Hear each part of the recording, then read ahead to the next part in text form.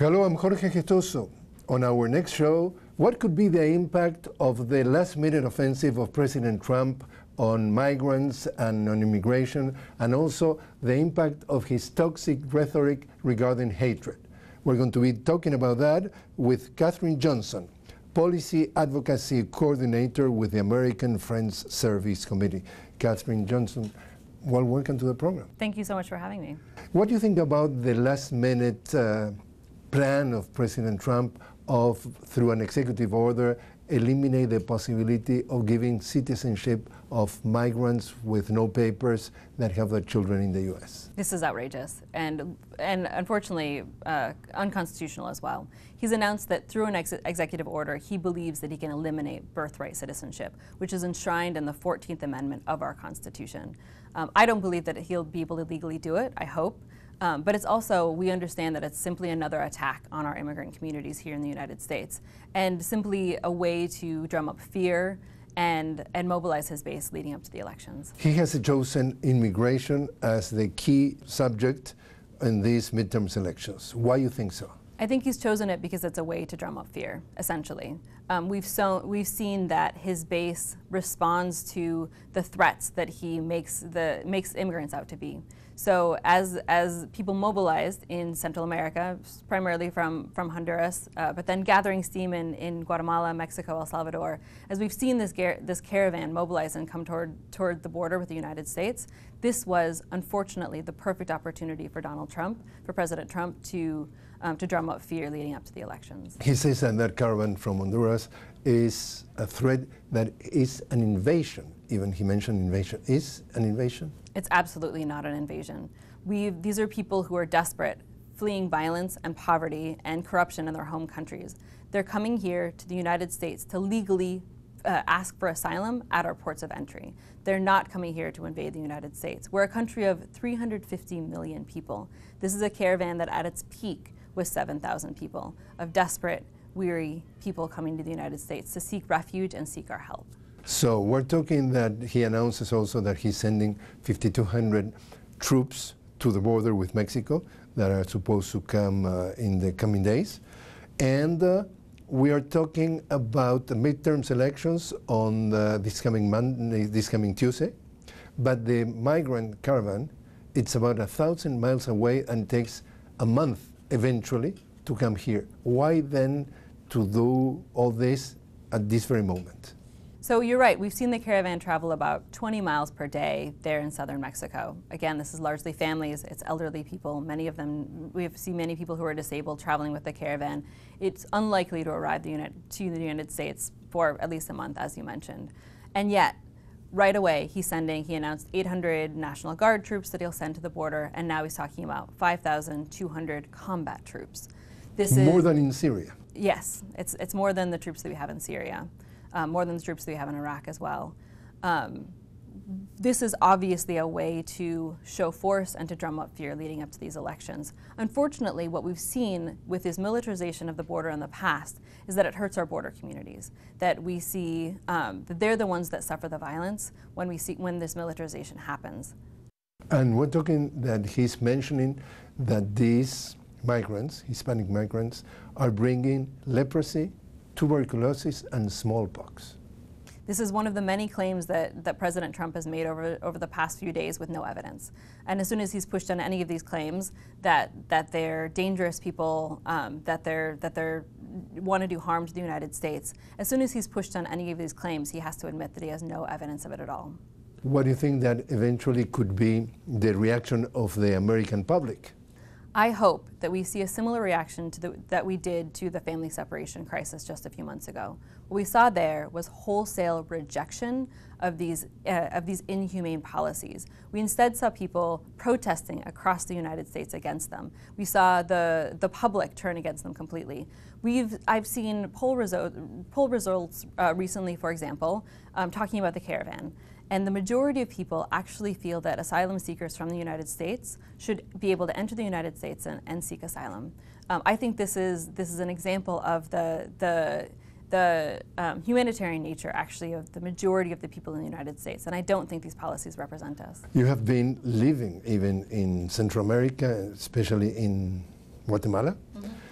Do you think that the American people in general are well informed of what's going on in that part of the world? No, unfortunately, I think a lot of people in the United States don't understand the conditions in Guatemala and El Salvador and Honduras.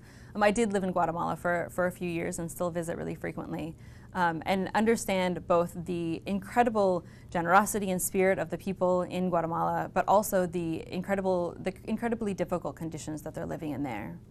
We're talking about the mass media in the U.S. And when we are hearing and we are reading is these poor people, and they are just fleeing violence and poverty. How much the U.S. has to do with the fact that those people living in the neighboring countries of the U.S. live in poverty and live in violence? Or is something that comes out of the blue that suddenly they became poor and they became violent? Is the U.S. putting their fingerprints in that region?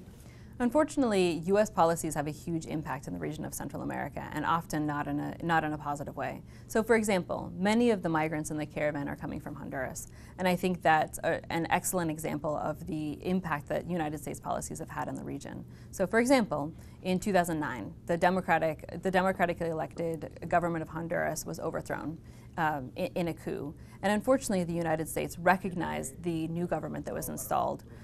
The coup plotters. Yes, exactly. And unfortunately, similar policies have continued. I've worked in security policy for several years now, and we've seen that the United States over and over again arms and trains abusive and dangerous security forces across Central America. So for example, similarly, there were elections in Honduras at the end of last year, which were widely recognized internationally and within Honduras as fraudulent.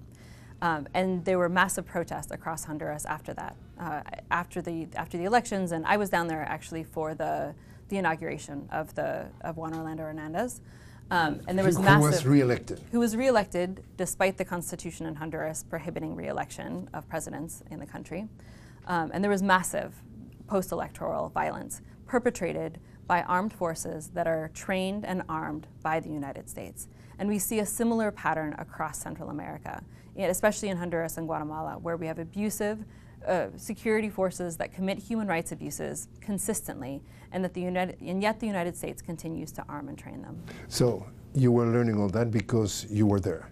I was there. And why the average American is not exposed to all that information in order to create their position or their opinion on what is really the U.S. doing in the neighboring countries and the impact of that with the people having to flee through a caravan? I think that's part of the responsibility of the media here to help educate people about the impact of our policies in Central America and around the world. And I think that what I've seen is that when people do learn about it, when they do learn about the impact of our policies there and the impact of our immigration policies here, that they want to change them. They want more humane policies. But I think that often our media sort of focuses on what's going on at the moment. But I hope that as people learn more about this, they'll push for more humane policies both in the United States and do you think that the America. fact that the media is not reporting on that is absolutely just casual, or is something that is deliberate? I think that there's unfortunately a lot of problems with our media here in the United States that makes it very difficult for them to report really in depth on what's going on in Central America. I think that some people are certainly trying to. We see a lot of outlets that are reporting from the region on what's going on and what's pushing people to flee. But I think there's a lot of noise that people are trying to get through. The drug trafficking, an issue that is key in all that region, because most of the cocaine, for example, are coming from Colombia, go through Central America, Mexico, and arrives here. Large numbers. 5% of the world population is the American population. 5% of the world population consumes around 50% of the cocaine of the planet. If there was no consumption, there was not violence.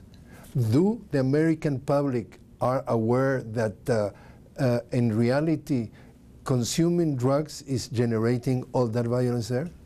No, I don't think the American public is aware of that. And I think it's not just the consumption of drugs here, it's the prohibition on drugs. It's our policies in Central America and in Colombia that's tried to criminalize the trafficking of drugs and push it into an underground market. Similarly, here in the United States, because it's criminalized, that's what drives up the prices, and that drives so much profits to the cartels. But no, I don't think the American public is aware of this.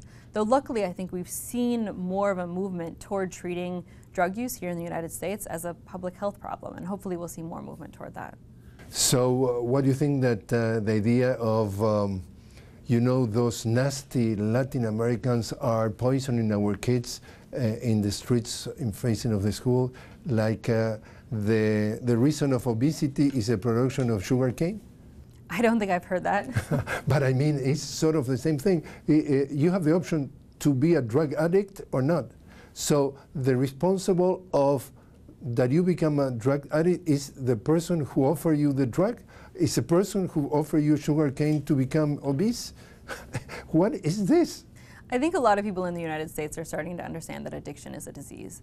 Again, starting to treat it as a public health problem, and hopefully we'll see more movement toward that in the United States. Don't you think there is a way to wash the hands of the philosophy of the Americans, blaming everything to the rest of the world and not looking at themselves? As, for example, one of the congressmen in Arizona is telling, say, if the U.S. will look at the face in the mirror and see the way they act with the neighbors, this is, we're talking about a U.S. congressman. They will never, ever act in the way they act. That for many people is so inhumane that they don't give a damn in the way they put their neighbors in the situation of poverty, of violence. And is it normal? And the responsibility is the other people. They are the ones that corrupt themselves, or they are the corrupted ones? I think it's hard for a lot of people in the United States to understand the conditions of other countries. And you don't understand that this condition, the U.S., for many, many observers, is a key player to create the conditions? It absolutely is, and I think that it's the responsibility of people like you and I to educate people here in the United States about these conditions and the policies that are pushing people. And let me go back to the same thing. And you have television networks. You have the television networks that are owned by 6 corporations, control 94% of the information agenda of the Americans. 6 corporations. And those corporations that belong to huge corporations don't report on all that. And this is, you believe that is casual. That is not absolutely deliberate to keep people blaming the rest of the world of what's going on, and therefore you have caravans trying to invade you, as President Trump said, then becomes that happens out of the blue.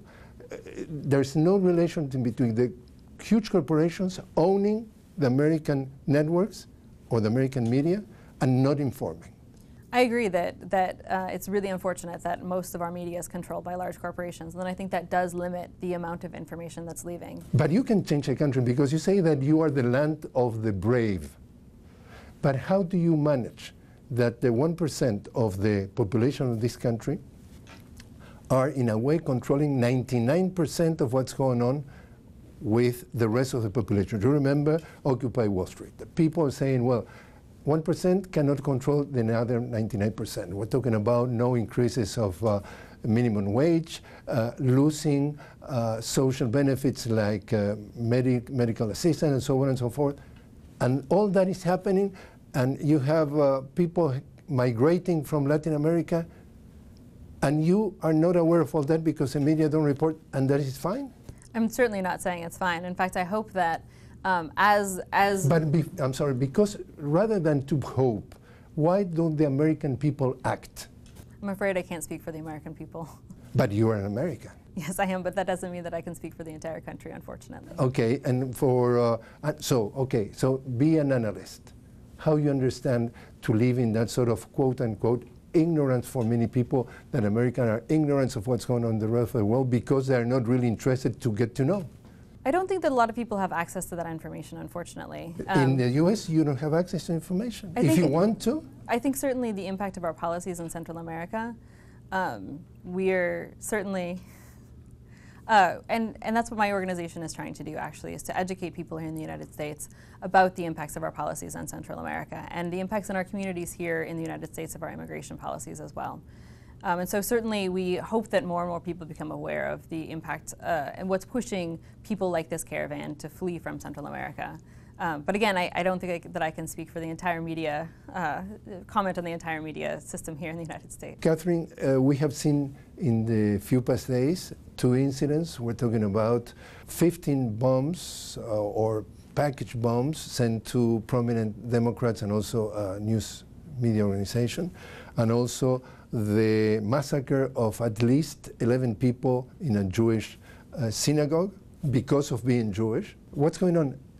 Is there a relation between the toxic hate speech of President Trump and this type of acts? I think there's a connection between the toxic hate speech of not just President Trump, but many others in the Republican Party who have... You mean not only? Not only, but many people in the Republican Party who have used hatred to try to mobilize their base. So for example, the attacker in the synagogue in Pittsburgh that tragically killed 11 people spoke out not just about the fact that they are Jewish, but that this community had stood up for refugees and for immigrants in the United States. And that actually was an attack of hatred, not just against their community, but against the values that they stood for and the actions that they were taking on behalf of migrants and refugees in their community. Do you believe that that xenophobia or hatred or discrimination is something new that comes with President Trump's presidency, or something that always has been there and now it's more open, shown? Unfortunately, the United States is a country that has been based on racial discrimination and economic discrimination that we see continue today. And so that's led to a lot of people trying to hold on to their privilege and their benefits, for example, which has led to violent and hateful rhetoric across the United States. What the presidency of Donald Trump has shown us is that it's brought that hatred, that white supremacy, and that those people desperate to hold on to their privilege, it's brought that to the surface. Which in some ways makes it easier to deal with, but it also has had violent consequences across the United States. It seems for a lot of pundits is that they're giving some good dividends for President Trump to keep his political base. It's certainly, we've seen him use this hatred and this fear to rile up his political base. I think that's why he continues to talk about immigration and focus on that as a distraction, for example, from his healthcare policies and from his tax policies that have been wildly unpopular. So instead he's focusing on hatred, on attacking people, often in sort of using dog whistle racism, using, for example, George Soros as attacking him for being Jewish, who is a philanthropist, who is a prominent philanthropist here in the United States, and was one of the victims of the pipe bombs. And he financed the Democratic Party or Democratic candidates. He's financed Democratic candidates in a lot of organizations across the United States, and is often used by Republicans and by President Trump as a target to whip up hatred. And so I think attacks like this, which unfortunately have continued even after he was a victim of an attempted pipe bombing, just increase this hateful rhetoric and the violence. What do you think about what we have seen going on in Brazil, but also in Central America, that they decided that intolerance looks like it's gaining terrain, and some people use the word fascism in Brazil, in parts of Europe, because your organization is present in many countries in the world, and for some people what's going on here is fascism. Are we creating a planet or a world that is more dangerous? I think we are, and I think that we saw something similar in Brazil that we've seen here in the United States, that there are people with privilege who are trying to hold on to that privilege again, but also we've seen people who are completely, they're fed up with our current political system. They're fed up with a political system that they don't feel like represents them, and that many voters are rejecting our traditional candidates and our traditional parties. I think that's what we saw in the United States 2 years ago, and I think certainly from what I've read, there's something similar going on in Brazil. So again, both we have a situation where we've got privileged people, I think it's largely racially based in Brazil, just like it is here, who are voting for their own interest, and a lot of people who feel disenfranchised by our political system because neither party is advancing policies that truly represent them and that will truly benefit them. What your organization is doing in the US and also in Central America regarding all that panorama? In several places across the United States, we work specifically on racism. So we work with youth, for example, in trying to heal communities from racism and work toward peace. Similarly, in Central America, we work with youth groups in El Salvador and Guatemala in helping youth themselves create peace within their communities and be able to transform conflict. But we also work on migration, both in Central America, in Haiti, and in the United States. So we work on protecting the rights of migrants in Central America. The recent caravan and the violent response to it in Honduras and in Guatemala and at the Mexican border has demonstrated to us why this work is so important. That instead of welcoming migrants or letting people even cross between the countries of Central America, which they have a legal right to do under the C4 agreement, Guatemala instead tried to stop the migrants from entering Guatemala. And we saw again over the weekend a violent response by the Mexican government there at the river Suchiate, in which unfortunately one Honduran young man lost his life. So we see from this why it's so important, our work, working with civil society organizations to do advocacy in their own countries to protect the right of migrants. Then here in the United States, in 13 different cities across the United States, we work to protect the rights of migrants, we work to organize the immigrant community, we provide legal resources, in some places legal representation, and overall do advocacy both on a local, state and national level for humane policies and to create welcoming communities across the United States. Who finances your organization? We are largely financed by individual donors. We're a Quaker-based organization based on Quaker faith. So many of our donors have donated to us for we're a 101-year-old organization, so a long-standing base. And so it's a lot of individuals that believe that peace and justice are what they want to support. For how long you have been with the organization? I've been there for 3 years. And have you seen any changes in the scenery, if you want, in terms of there is more challenge for your organization now than 3 years ago? Absolutely. Because I focus on immigration, we've seen attack after attack against our immigrant communities across the United States. And so we are often trying to respond over and over again from the latest new policy proposal. Again, for example, this rumor or President Trump's statement that he wants to try to get rid of birthright citizenship, or the rumors that he was going to make an announcement today to stop asylum seekers from seeking asylum at our southern border. Every week there's a new attack on our immigrant communities, whether are undocumented people or documented people, even citizens and people with legal permanent residency. And so we're often responding to these crises at the same time that we're trying to advocate for longer-term humane immigration policies. Kathryn Jhonson, thanks very much for joining us. Thank you.